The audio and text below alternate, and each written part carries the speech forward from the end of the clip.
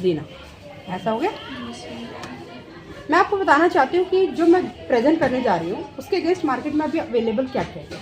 तो मेरे पास अवेलेबल है digital methods of CAD.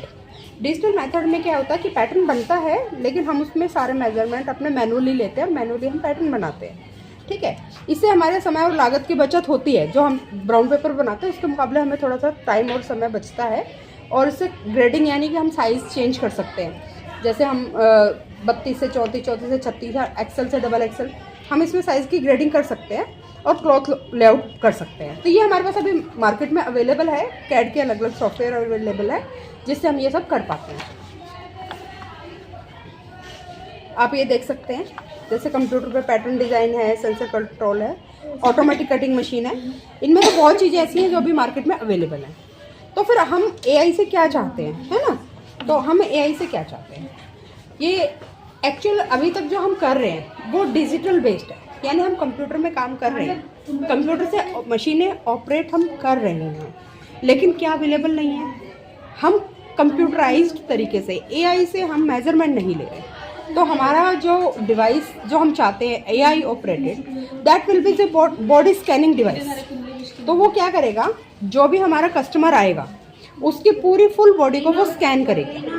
Scan करने के बाद उसका बेसिक पैटर्न आप देखिए कंप्यूटर में शो हो रहा है ना, ये कंप्यूटर के अंदर ही उसका पूरा बेसिक फिगर आ जाएगा।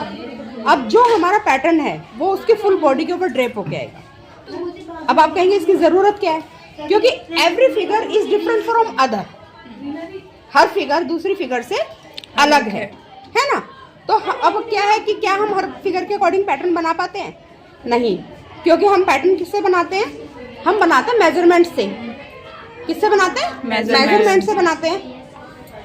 मेजरमेंट से बनाते हैं तो उससे क्या होता है, उससे क्या होता है कि कई बार हमारा लूज रह जाता है, टाइट रह जाता है, ठीक है। तो इसके लिए हम यूज करते हैं ड्रेपिंग टेक्निक। लेकिन ड्रेपिंग किस पे होती है? डमी पे। हम इंसान के ऊपर ड्रेपिंग नहीं कर सकते, इंसान को हम कपड़ा पहनाने के बाद चेक करते हैं। लेकिन जो हम ये बॉडी स्कैनिंग डिवाइस कर रहे हैं, इसमें जिसका हमें कपड़ा बनाना है उसी की खुद की बॉडी स्कैन होएगी, उसका पर्सनलाइज्ड पैटर्न जो है वो कंप्यूटर से तैयार होगा और कंप्यूटर के ऊपर उसके बाद की एक्टिविटीज़ जो है हमारे कैड सॉफ्टवेयर में हो जाएंगी।